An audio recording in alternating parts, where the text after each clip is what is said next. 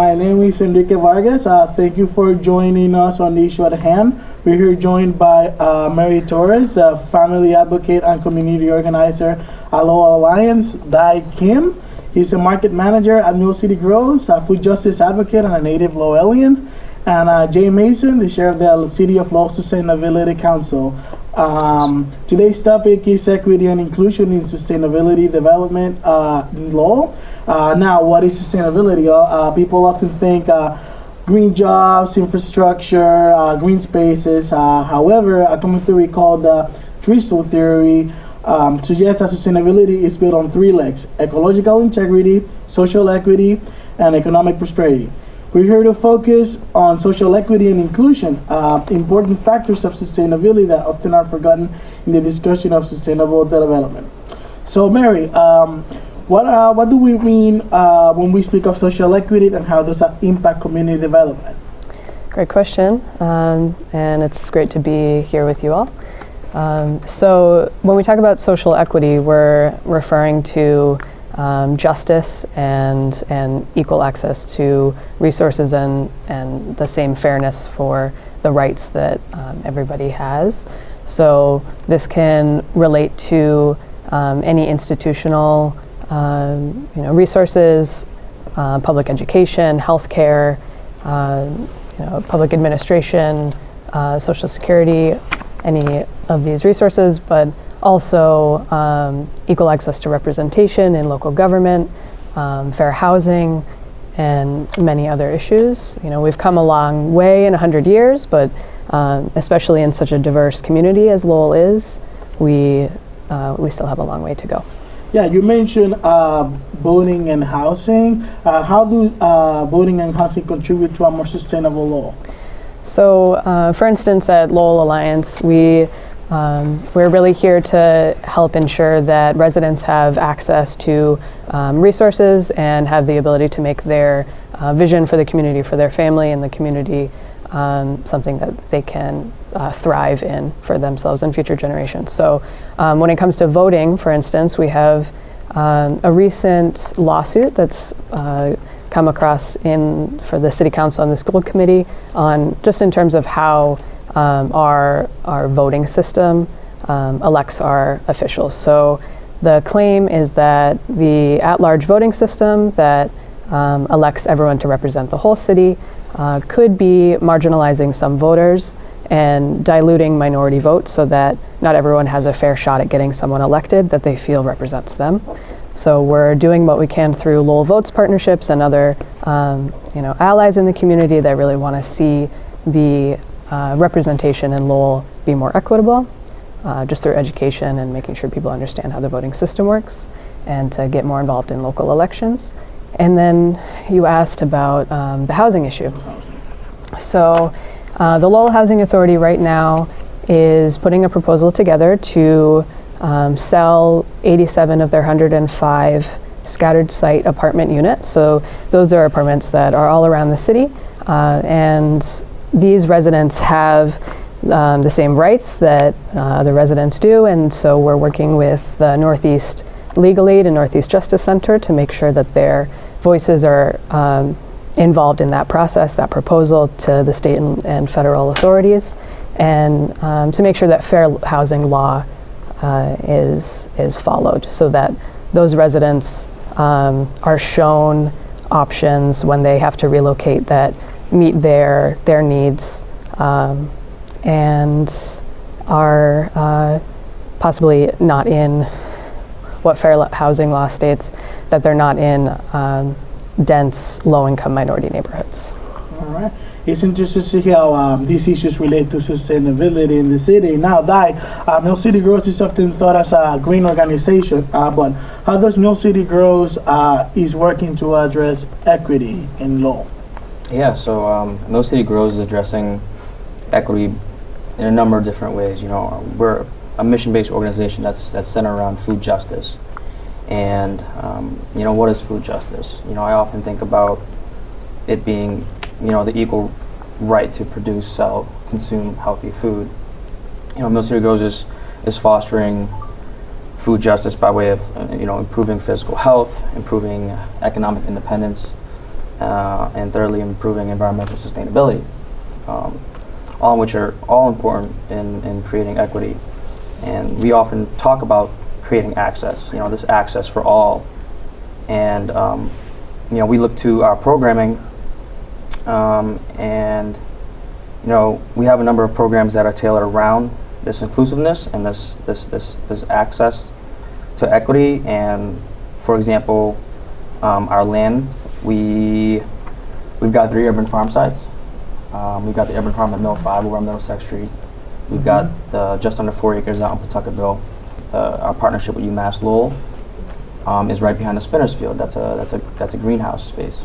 And what these urban farm sites are doing what we're doing there is producing all this organic food. And we are essentially helping feed food deserts all around around the areas of Lowell. Yeah, so you mentioned food deserts. What are these food deserts are you talking about, for those who don't know? So food deserts is a pretty new term, and it basically describes not necessarily physically desolate areas, but areas of Lowell that lack access to healthy food. So you think about, all the convenience stores, all the liquor stores, and just any little mom and pop shop, and we think about the grocery stores that we have available here in Lowell. It may seem like a lot, but it's still not enough to cater to the population and demographic that's here. So, by way of my program of focus, the mobile market, what we're doing is going to different areas of Lowell and navigating this food to these food deserts, right? And we're able to have these pop-up farmers markets for in areas of Lowell that need it the most. And why is food access sustainable? Often we talk about food access sustainability in our line of work as it's really about being local. It's about, shopping local means that you're supporting the local economy. You're supporting your local farmer, Most City Grows, and you're keeping the dollar in Lowell. You're supporting the health of your community because, you're eating fresher produce, which in turn is naturally more nutrient if it's coming from, less than a mile away. There's also a lower environmental impact when you're eating local. So, our programs are really tailored to a different number of spectrums, and civic engagement is definitely one of them by way of, our community gardens. We've got 70 community gardens in the city that, we're providing, education and garden beds, and folks are able to grow food for themselves and their neighbors even. And we've built gardens in half the public schools here in Lowell. I started with Most City Grows last year in May, and come to find out when I was growing up in the Morey and the Riley and the Sullivan School, like the garden beds that are there now, they weren't there when I was going to school.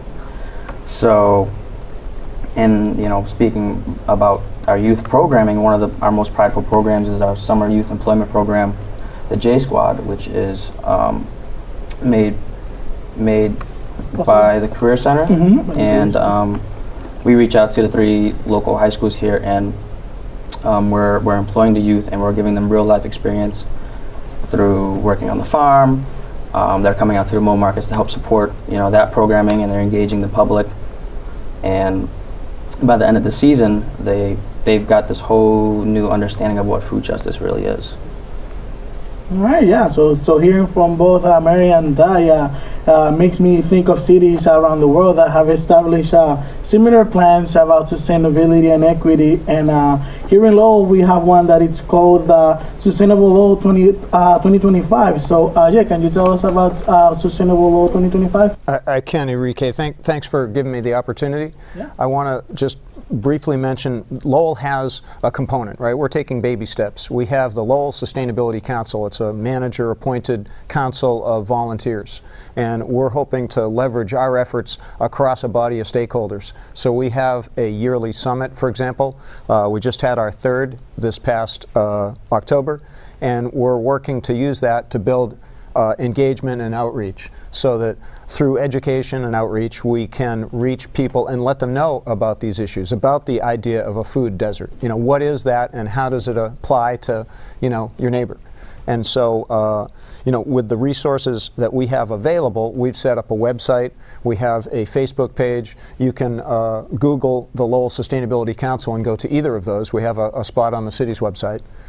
And we're actually really engaged right now in looking at what came out of our summit this past October and how we can work with that into 2018. So we'll talk more about that later and how the social justice, equity, access piece can fit into that. And so through our outreach, we're using the website, the Facebook page, we have the summit, and we do partnerships and collaborations. We collaborate actually with Mill City Grows. We collaborate with groups like CBA and the university, the college, and we're working to increase that body of stakeholders and connect them to a common structure that we can use to make it more possible, make it more efficient for folks to reach out and solve their issues, whether it be access to food or education, access to information about more sustainable ways of doing development or doing building programs. And one last thing I'll say, part of that outreach involves supporting and being a co-sponsor of the Eco-Film Series. So through that, we addressed food deserts a couple of years ago by talking about or showing a film about access to healthy food in urban areas. And Lowell fits into that category. It wasn't about Lowell specifically, but it's the same concept, right? You can't get healthy food in a lot of urban areas.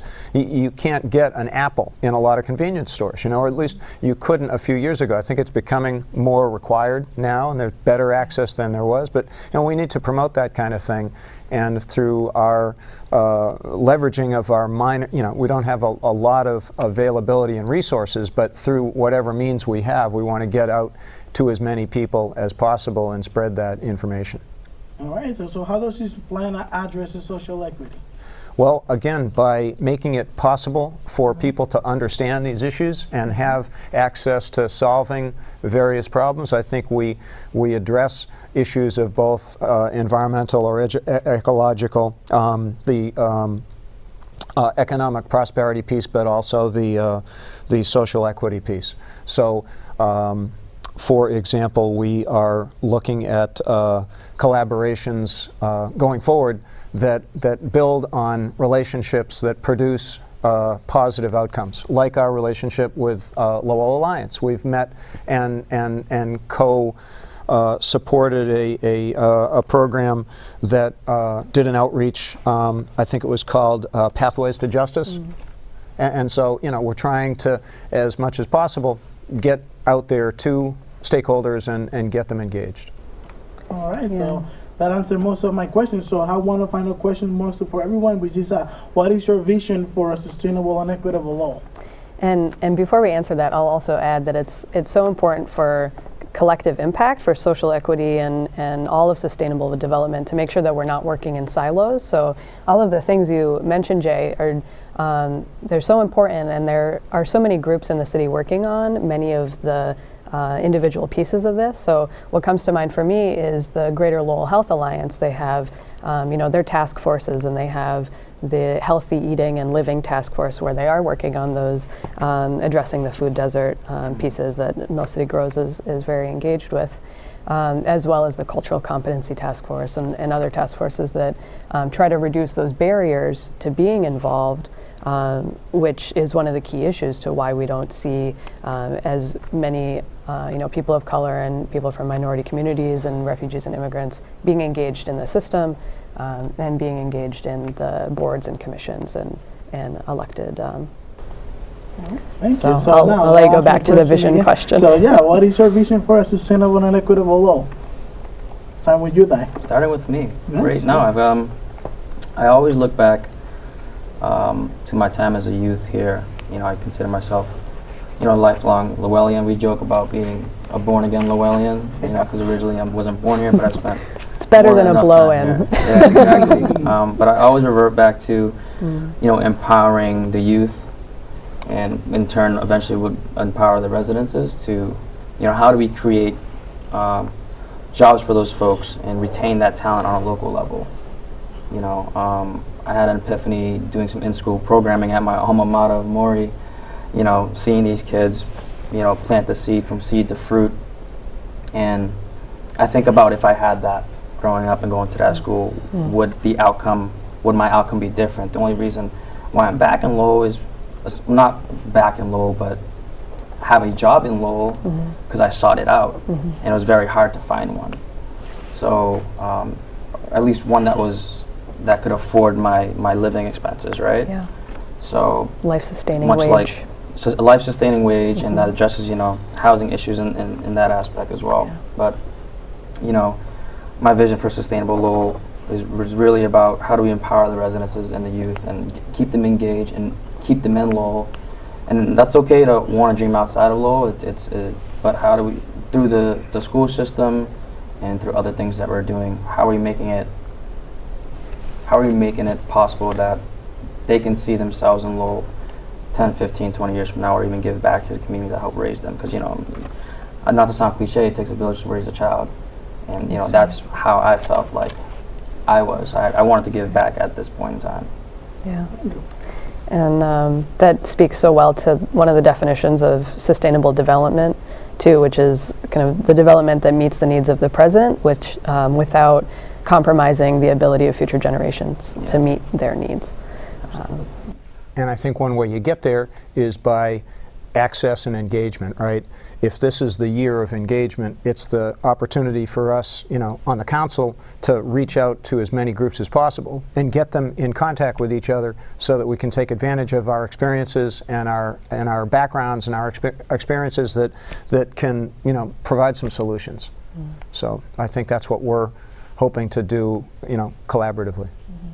All right, thank you. And yeah, I have a question for you. Does council have any vacant seats right now? I'm glad you asked that, because I was just going to try to get that in there. The Sustainability Council would very much like to get a few more folks on board. And the aspect of ecological and energy issues are probably first and foremost on the experience of the current council. So if we had people with a economic or social justice experience coming to our meetings, and we could bring them into our organization, I think we could be a stronger organization, a more diverse organization that could respond better with a higher level of understanding of some of these parts of the three-legged stool of sustainability, for sure.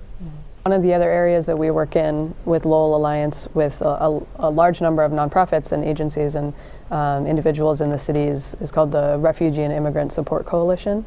So one piece of my vision for the city, you know, first off is the fact that individuals need to know that they matter, that, you know, regardless of your background, your experiences, everything that we've been through, which is different for everybody, that those experiences just generate wisdom and insight, and, you know, that can be shared and can help make better decisions for the city. So with the Refugee and Immigrant Support Coalition, we recognize that the city itself has still a lot of barriers to access for people from different backgrounds, cultures, languages, and that extends to public services as well. You know, if someone is trying to go to DTA, that can be really difficult for them to figure out how to access that if they're not, you know, speaking the language. And so we want to better assess and address the gaps and advocate that the city can better help the community track the needs of refugees and immigrants, but also that equitable representation. When we talk about, you know, only 12% of the seats on the boards and commissions of the city are held by minorities. We want, you know, that to reflect the demographics of the city, to have far more engagement of people of color and from different backgrounds in the city governance. And it might make sense, if possible, if we build on what we talked about earlier, which was that Connect Green structure and what's happening at the Time Exchange, and collaborated between what's happening through the Time Exchange and the Lowell Alliance with the Sustainability Council and any partner group that's interested in pushing on that and making a Connect Green program or a Time Exchange structure work so that people can access answers to those kinds of questions. Yeah, I love I'd like to those see models of community kind of coming together to solve their collective problems together, just figuring out together how to manage natural resources, to share the the skills that they have with each other. And get out of their silos. Right, and get out of their silos. Absolutely. So, hey, what are some of the outcomes so far of the Lowell Sustainable Lowell 2025? That's a great question, Enrique. We've got a master plan. It gives us a template to follow, to engage and do the outreach and the policy and educational change that we want to do, right, to make our city more sustainable. So we work through the master plan and we use the vision, the goals, and the outcomes that are provided as a kind of stepping stone or a foundation, right? So with collaborative partnerships and education and training, for example, that's two examples of outcomes listed in the master plan. We reach out to Mill City Grows, for example, or Lowell Alliance, and we say, look, we don't have a lot of time to develop a program here. What are you doing with your education and training? Like, for example, I know Mill City Grows is doing lots of great workshops. I went to an organic fertilization workshop that you did on Middlesex Street. It was awesome. Your people did an amazing job of teaching about how you do that and get the community engaged and participating and learning about an important piece of our sustainable food chain. So, through the structure of the master plan, we can make things happen. And I think together we can make them much more strong because we have not only each other's networks, but collaboratively, we access way more people than individually we could access as just Lowell Alliance or as just the Sustainability Council or Mill City Grows. So I guess the question I would have for Di would be, how have you used the education and training piece to do some of your programs? You've done these workshops. You're gaining. You've got the 7 community gardens, I think it is, and the 3 farms. And how do you see that moving forward and strengthening? Building on that foundation of collaborative partnerships or education and training. Never stop learning, right? It's never too late.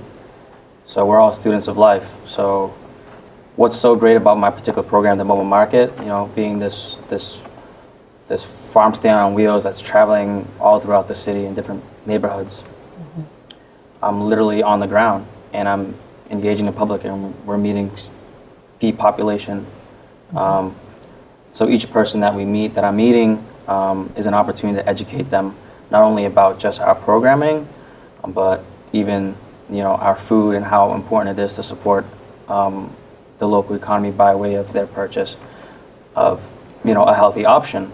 And we've made it so that it's not just for folks of low income backgrounds, it's for everyone. And we from May to June to November rather, we do 10 mobile markets a week, all throughout the week. And we've got the one indoor farmers market at Mill number 5 on Sundays. Mm-hmm. To help alleviate some pressures from trying to find locally sourced foods. We have that indoor farmers market year round, and we just created a partnership with the Lowell Senior Center. And our first indoor market there is actually this Thursday. That's so cool. I think you do a CSA there as well, don't you? We haven't done a CSA, but it's not to say that if the capacity was there, what we can is certainly model a CSA? Mm-hmm. A CSA is a term as community supported agriculture. Uh-huh. And a lot of people generally just think about it as being, you are supporting a local farm. You're shelling out money up front mm-hmm. to help support their operations, and in return, you are quite literally getting the fruits of their labor. Mm-hmm. So whether it be a daily, weekly, monthly share boxed of seasonal veggies, I think there's definitely diverse options that you could have, mm-hmm. and that's certainly a model in terms that we'd love to see as City Guards as an organization would love to get into at some point given the capacity. Mm-hmm. And that's going to take a lot more than 3 urban farm sites. And so how are we leveraging the land access piece and creating a sustainable system within growing food, and how are we navigating that food and growing our staff to meet the demand? Because we are getting popular, and I've seen that in a year's time. Just in terms of numbers wise, they're tripling. Our outreach is amazing by way of folks like Enrique and and all the folks in our organization. But to kind of circle back to the education piece that Jay mentioned here, it's just so important to just educate folks around the subject at hand, around what it is to be supportive of local sustainability and what they can do to help. And I know how important that is to Lowell Alliance, right? Mary, how can we as different groups help the Lowell Alliance do your job and make them aware of programs like the educational workshops that Mill City Grows has? Sure, it's a good question. I think when you were talking earlier about how the sustainability plan, the master plan 2025, helps us better track what different organizations are already doing along these goals or outcomes, and then build capacity around them. So if I could leave this kind of conversation hoping to have residents at home hear one thing, I think it would be that there are opportunities here. Absolutely. This community is so rich, actually, and so from Lowell Alliance's perspective, it's really a matter of tracking, highlighting, supporting, promoting everything that's already happening. So that's one piece. We do have our programming and the services we provide, and like leadership development, the Empower program, and these kinds of things. So from our perspective, it's really about people just learning about what's going on in the community, how much capacity we have to share that information, but then also getting engaged in things. So the more volunteerism I see in Lowell, the better. The more people getting involved, the more people feeling like their voice is heard, that they can be involved in decision-making places. That it's not just people from privileged backgrounds who have the capacity to go and then make those decisions. That everyone should be involved in the process. So maybe as a starting point for me, the Lowell Sustainability Council should have connections on our webpage to both of your organizations, so that if people want to reach out and find out more information, they've got a link right there, and maybe we could reciprocate and connect to each other. Absolutely. Yeah, I heard you mention the Empower program that Lowell Alliance does. Can you elaborate it? I've been a graduate of the program, but I want to hear a little bit more from you. Enrique was one of our 2017 participants, and it's a great program just for anybody who wants to get more involved, and so anyone who has volunteered in the past or is looking to build skills in grassroots organizing, learn more about the city, the history of the city, how City Hall functions, but then also learn how to figure out what issue they care about and work together with community members and in partnerships to build a plan to address that issue. So it's a 9-week program, it's free, it goes over all of this content, and in the end you end up working with a small group to finish a project based on what issue you care about. Yeah. Similarly, Mill City Grows, we do have a similar program, which is called the Garden Coordinator Institute. I went through that one. Yeah, you actually, yeah. And then we teach community members, whether they're teachers or they're community gardeners, leadership skills that they can use to become pretty much the next group of food justice advocates in the city of Lowell. So we also offer that on the term of education, and also like equity, because people learn about social equity, cultural competency, but they also learn about gardening and issues that happen in Lowell. So it's a very good program as well. So thank you for joining us today in Issue at Hand.